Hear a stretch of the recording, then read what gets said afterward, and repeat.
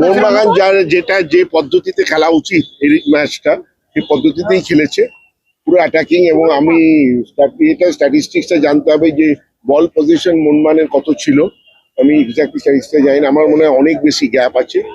তবে যেহেতু ওরা আমরা ওপেন অ্যাটাকে গেছি, ওরাও দু একটা চান্স পেয়েছে ফার্স্ট হাফে, একটা বল পোস্টে লেগেছে, একটা 1-1 ওরা করেছে।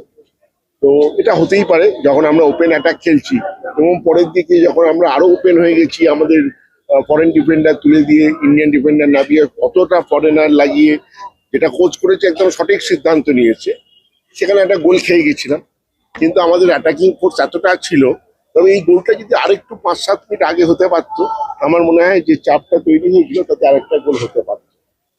এটা আমাদের দুর্ভাগ্য যে ম্যাকলারেনের বলটা গোলকিপারের হাঁটুতে লেগে গেল, ওই বলটা গোলে ঢোকা উচিত ছিল, এটা দুর্ভাগ্য। তবে এখনো অব্দি একটা ম্যাচ বাকি আছে, সেই ম্যাচটা আশা করবো ইন্টার কাশি ফুল দমে খেলবে, মানে ওখানে যেন অন্য কিছু না হয়। আর আমার মনে হয় আমাদের একটা পেনাল্টি প্রাপ্য ছিল, একটা হাতে বল লেগেছে।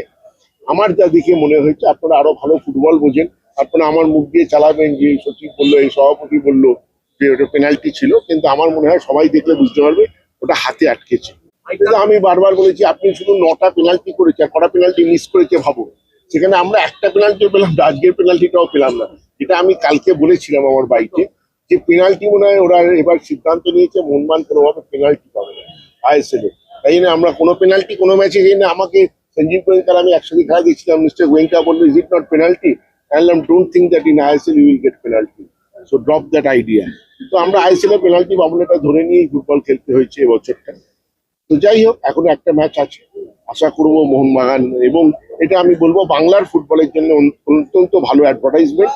এবং যেটা এতদিন হতে পারছিল না, সেটা হতে চলেছে, যে কোনো 1 নম্বর, এতদিন আমরাই 1 নম্বর, আর ওরা 9, 10, 11-র মধ্যে, সেখানে যেই 1-2 হোক, এই দুটো ক্লাবের মধ্যেই 1-2 থাকবে। এটা বাংলার ফুটবলের জন্য আমি বলবো অত্যন্ত ভালো অ্যাডভার্টাইজমেন্ট। টুটুদার অভাব এখানে, খেলার সঙ্গে টুটুদার কোনো অভাবের ব্যাপার নেই। টুটুদার আশীর্বাদ সবসময় ছিল, গত 4 বছর 5 বছর তো টুটুদা মাঠে আসেনি, এখানে ওইভাবে অভাব হয় না। এখানে মিস্টার গোয়েঙ্কা, এখন দেখছেন মিস্টার গোয়েঙ্কা এসছে, টুটুদার আশীর্বাদ ছিল, আছে, থাকবে।